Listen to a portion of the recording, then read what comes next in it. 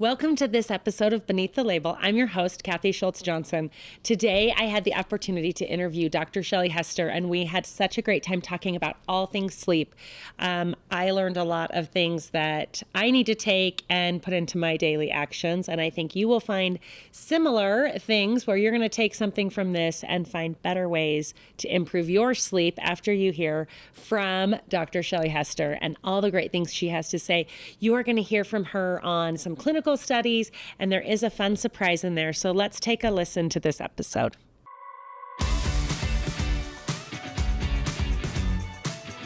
Welcome to this episode of Beneath the Label. I am here with Dr. Shelly Hester, Director of Research and Development for Pharmanex Specific, correct? So for our nutritional line of products.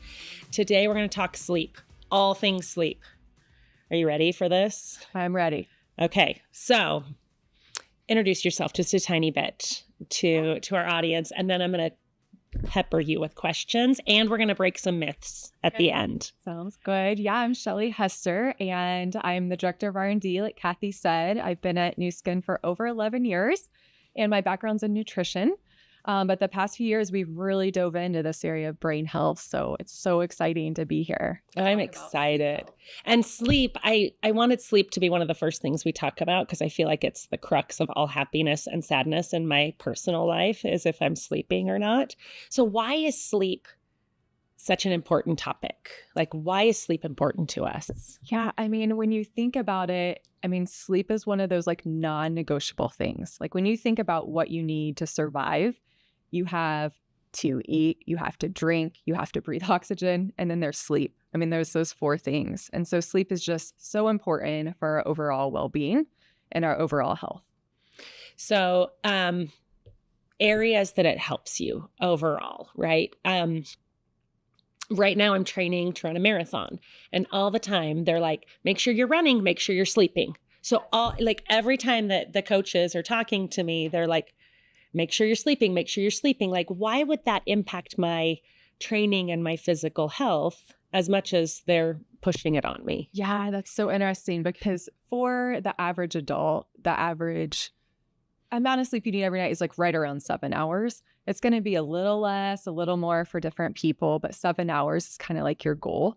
But they say for like really active adults, they need to get closer to 8 hours because your body just needs that time to rest and, restore itself.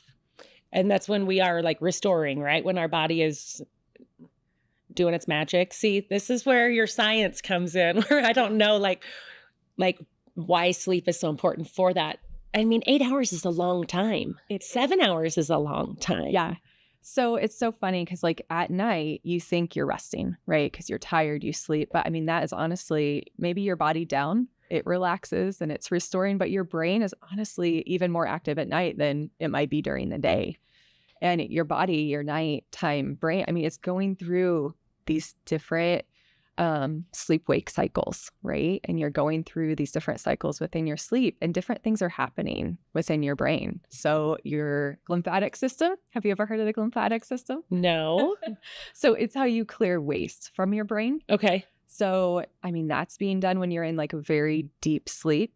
It's restoring the synapses and it's pruning different synapses in your brain.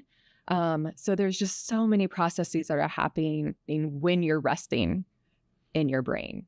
But you have to be able to get into deep sleep. Yeah. It can't just be I'm vegging out and not moving. It's really getting into that restorative sleep. Okay. Yeah. I'm not going to go into the myths yet because I have a myth to ask about that. Or maybe I should because, people say, oh, I only need 5 hours of sleep. I've trained my body to only need 5 hours of sleep. Is that real? No. Can you train your body to need less sleep? No.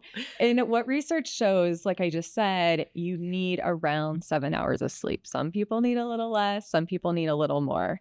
But people that say they only need, 4 or 5 hours of sleep, a lot of times they're impaired and they don't even know it. And so that's what the research has shown is that initially when you start getting less sleep, you can notice during the day that you're not as cognitively attuned as what you normally are when you get good sleep. But actually, the further along you get into your sleep impairment, the more impaired you come. Because basically people don't realize that they're impaired. Oh, interesting. And that's what the research is showing. Cognitively, it's also shown with driving and accident.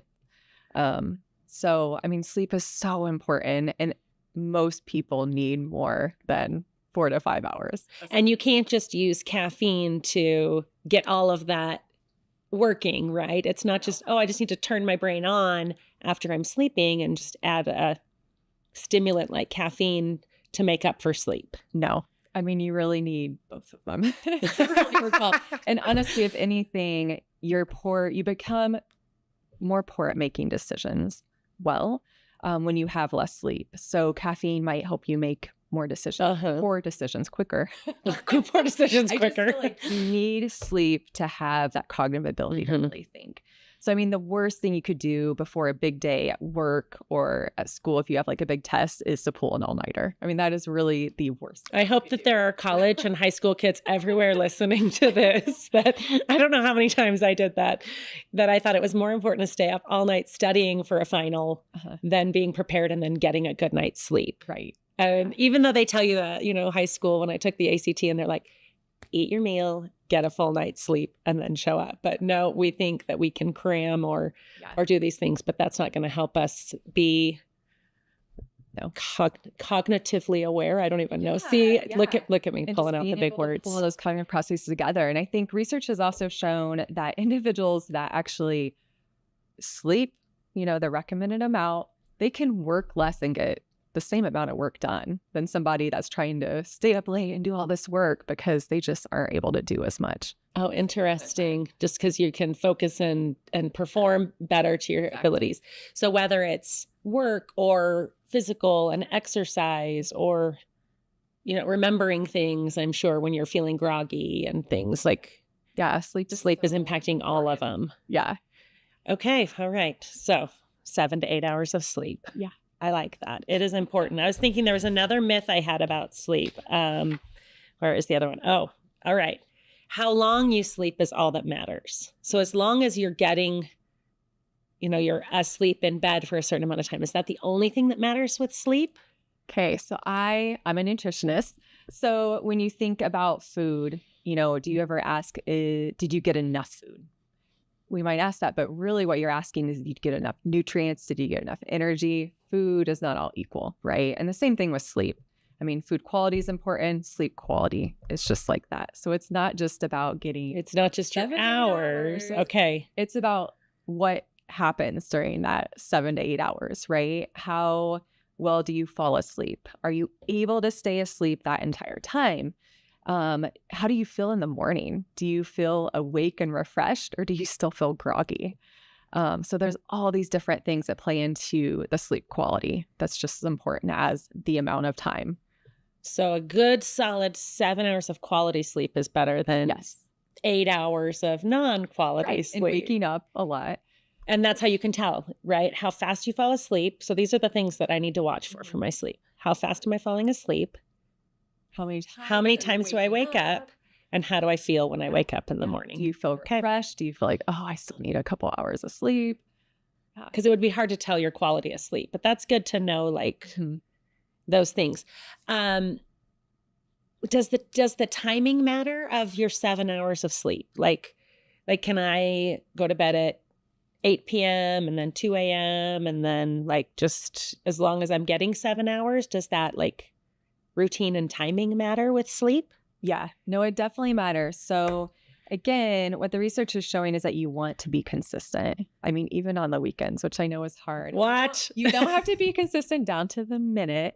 But you do want to make sure that you're going to sleep around the same amount of time, same time, and getting up about the same time in the morning. And that's going to help you have the best quality sleep. Yeah, because it really ties back to your circadian rhythm. And it's all these hormones in your body that you have this sleep-wake cycle. And so it is really important to stay consistent so you're staying in line with those hormones that your body's releasing. And if you go to bed at 8 o'clock one night, 2 o'clock the next day, your hormones are not all over the whack. I don't, but I might know people who sleep like that. I might know some people. It's interesting because I recently I have my smartwatch, my Oura Ring. I love to just try to pretend like I know what's going on, even though I don't understand all of it. And it will tell me, hey, bedtime is approaching, and I'm actually pretty good about going to bed at the same time and waking up at the same time. Maybe it's because I work out in the morning and have to drop my daughter off at school that the wake up time has to be the same so that I'm tired at the same time. But it's always like, here's things that you can do to get ready for bed. Here's how. And I've really loved learning about how to get ready for sleep and these things. And we were talking earlier about husbands everywhere, fathers everywhere, wrestling with kids before bed. Yeah, like the worst thing you can do is be crazy before bed. Read a book. Yeah. So turn off the screen. Turn off the screens. I think don't wrestle. Don't wrestle. Yeah. Dance parties are unnecessary. Read a book or relax, right? Okay. Help you wind down, do something relaxing. And then that'll help you probably fall asleep faster, which is going to get you into that quality of sleep. Yeah. I mean, other things you can do, like cooler rooms tend to be better. Oh, okay. Again, the light, not just like shutting off your screen, but making sure you're in like a darker space. That can definitely help. Again, just being consistent. Okay. Yeah. I really like that. Now, we have recently been studying sleep and formulating sleep products. So I want you to talk a little bit about why we chose specific ingredients to formulate into a sleep product. Yeah, so we chose a few different ingredients that we felt like were really important. So one's magnesium. So this is like an essential mineral that unfortunately, I mean, we get it in our diet. We're just not getting enough of it. Yeah, and it's one of these minerals that it's actually a cofactor for a lot of the neurotransmitters in our brain. And it plays a role in a lot of different neurotransmitters that help with like us feeling more calm and relaxed, helping with like that sleep-wake cycle. So there's studies with magnesium that, give supplemental magnesium and show that it helps improve sleep. There's also like correlational studies. So looking at like how much magnesium are people getting in their diet, and then, how is their sleep quality? And it shows that if you get less magnesium, your sleep is more poor. So magnesium has some really nice data. But it's not necessarily you have to take it at night. It's just you just need it in your diet. Yeah. I mean, you can definitely just take it throughout the day, but, it is nice if you can take it at night before bed. Yeah. And magnesium can be topical and ingested, right? Is that kind of, is there science around using it in both ways, or how does that work? Yeah, so there's definitely more science if you're taking it ingested. There's just not a lot of science right now. If you take it topical and the absorption, that makes sense. Definitely could provide potentially like some skin benefits, but and not necessarily the full impact these like neurotransmitters we're talking about, you need to take it ingested. Yeah. Okay. And does the type of magnesium that you take matter in that situation, or is all magnesium created equal? Yeah, definitely not. I love pretending like all the things are created equal. So different magnesiums definitely are absorbed differently. So of course, when we formulate our products, we make sure what you're ingesting is an absorbable form. Something like magnesium citrate is going to be absorbed a lot better than some of the other forms. Okay. Love learning that about magnesium. Let's talk about another ingredient that is in our formulation that you thought was important for sleep. Yeah, so another one that we've been really interested in is saffron. So saffron's a spice that's been used, for hundreds, if not thousands. Yeah, I was like, I've cooked with it. Yeah, and so it's actually found in the stigma of like the saffron flowers. And so it's rich in like saffronol and crocin, but there's some really nice research showing how it impacts serotonin levels, dopamine levels, and even your natural production of melatonin in your body. Really? Yeah, really interesting.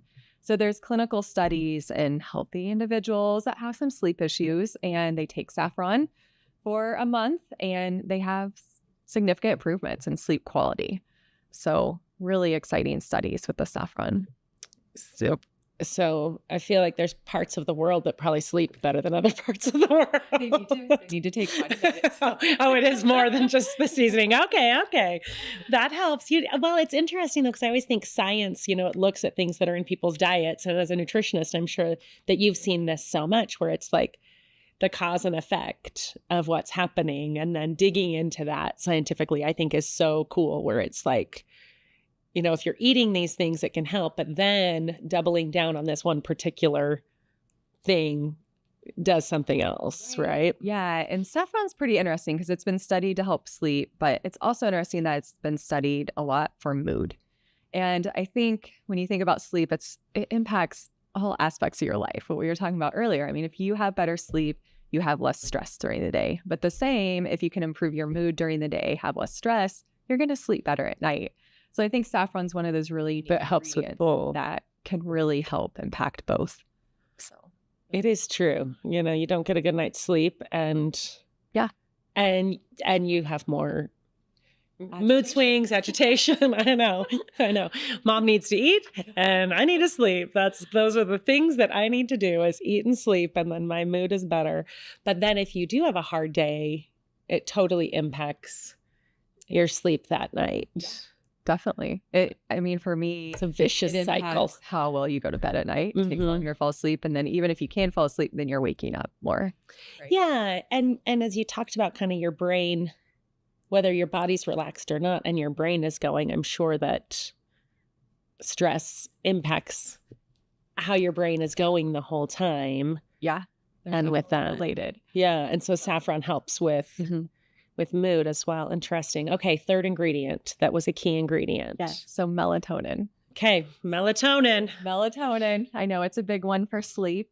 So melatonin is that hormone in our body that as we get closer to bedtime, closer to night, it tends to increase. And then throughout the night, it drops back down. So it really is that sleep-wake hormone. Okay. As it gets darker, our body starts producing more. Unfortunately, as we age, like so many things, the production, I tell you, drops, right?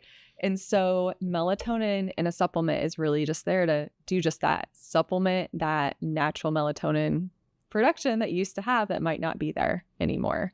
So it's basically just bringing those levels up in melatonin to be more physiological. To help you fall asleep, but then also as it wears out and stay asleep, but then it is done. It doesn't stay in your body so that you wake up. Yep.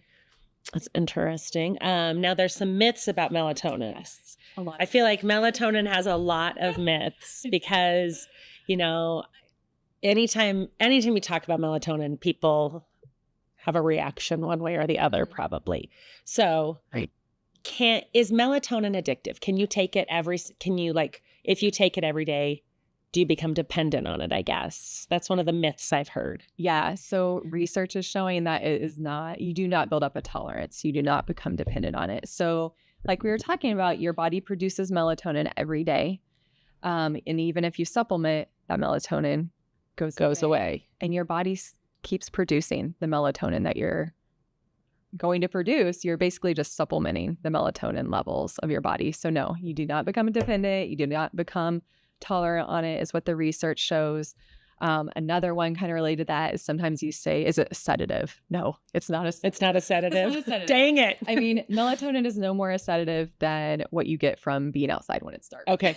Because it's just your body's natural. Yeah, it's your body's natural. Although being outside when it's dark definitely it relaxes me. It makes me tired. Yeah. So that's one myth. Okay. So it's not a sedative. It's not going to make you groggy, any groggier than just your natural production. Sleep and production that is good.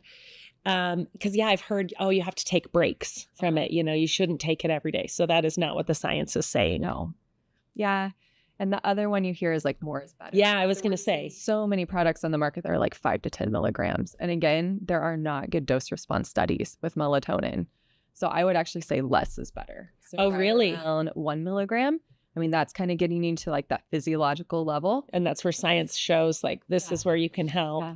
And more isn't better. No, studies are not showing that more is better. So I would definitely go on the lower end. And is it, well, I'm sure like everything, like the size of your body and how much you need with things, but it's not like, this adult needs 5 and this one needs 10 and this one needs 1. You're saying studies are just. Yeah. I mean, so in nutrition, we'd love to do more studies like that. Yeah. But unfortunately, I haven't seen studies like an adult doing different doses like that based on body weight. Most things are kind of like that average adult size, right? Doses are like just generally on a label. Yep. What is average adult size? So typically in science, we think it's around 70 kilograms, which means nothing to me because I'm American. What does that mean? 150-ish pounds. Okay. Well, that's good to know though, because when we look at a label and we see like serving size recommendations, nutrition, I mean, that's across all labels. That's not specific to sleep, but that's okay. 70 kilograms. You guys do the math. Yeah. Or you might know it, but around 150 pounds. Okay. Now we know the average adult size. That's important.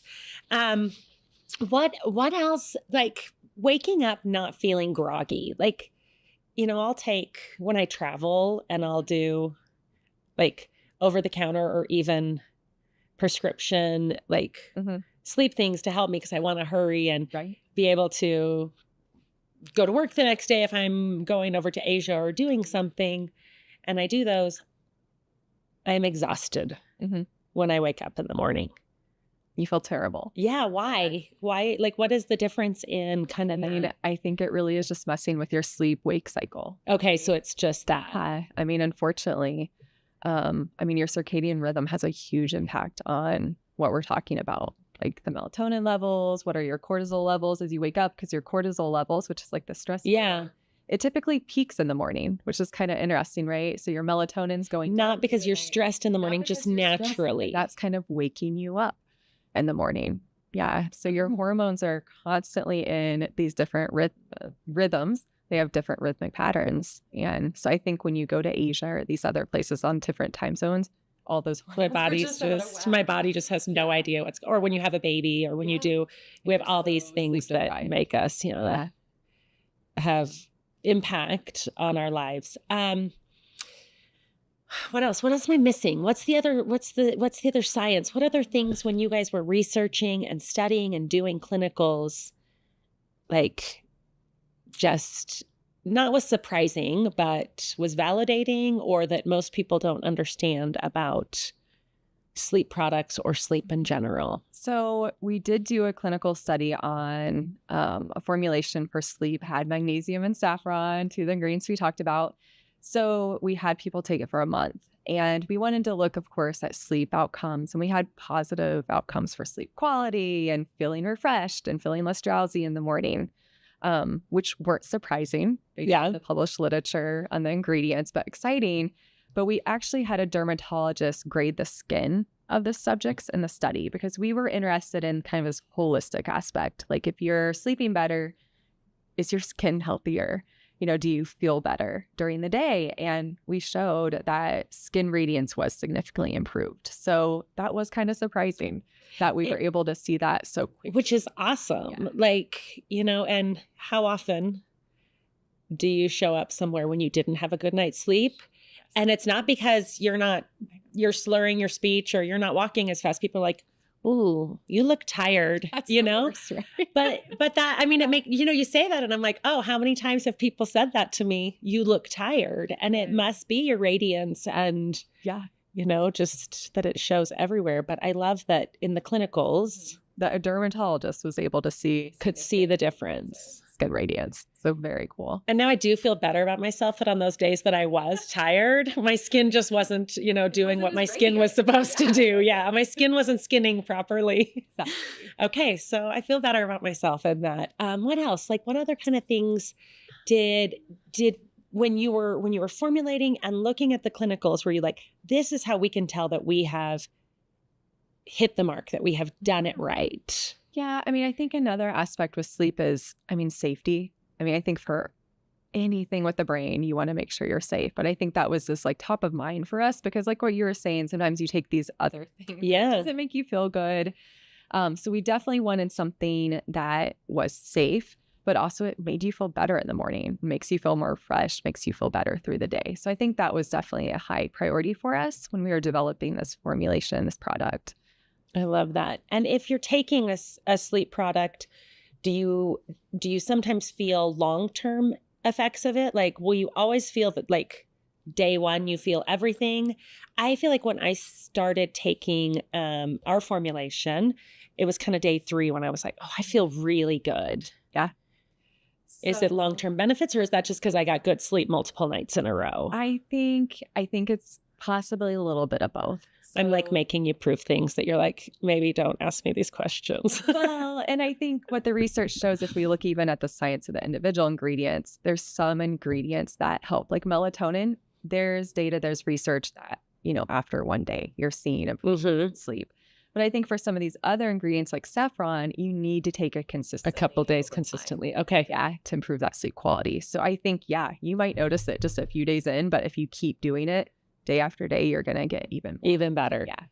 So consistency with taking, the saffron, especially like that one you said, and then consistency in when you go to sleep and how long you sleep. Those sound like those are pretty important things to do as like our takeaways on how I'm going to have better sleep is be consistent with your routine and your hours. Yeah. And I would turn off the screens. I was going to say light. I think light is one of those things because we talked about melatonin quite a bit.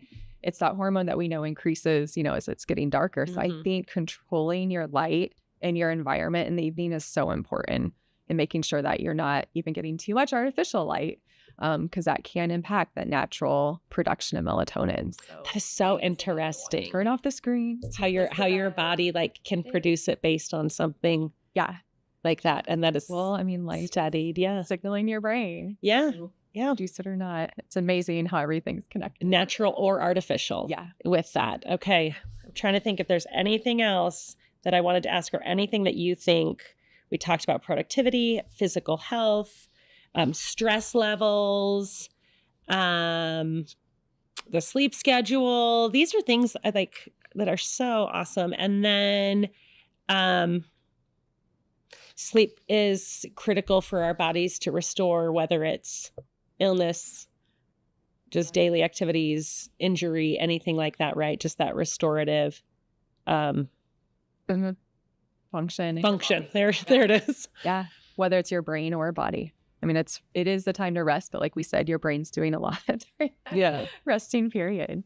Yeah. Okay. My final question. This is a personal question. Do you remember your dreams or do you not remember your dreams when you sleep? That's interesting. I've been remembering my dreams. So it's interesting. I feel like I go through phases in my life of dreaming. Years where I'm not. And I don't exactly know why. Maybe that's when you're in really deep sleep because you're exhausted. I know when I had younger kids, I did not sleep. Yeah. But you're remembering. Okay. Do you remember? I do. I do remember my dreams. Yes. I for a few minutes and then they go away. But all right. So maybe that's how we can tell if we're getting the right amount of sleep. I don't think there's any science behind that statement that I just made about dreams, but it was just an interesting question for me. Okay. Thank you, everyone. This was so great to be here with Dr. Shelly Hester and to really dig in, talk about sleep and do these things. Shelly, thank you. Thanks for taking the time and for helping educate me. I'm going to do better at sleeping. That's my goal after this. Perfect. It's a lot of fun. Thanks.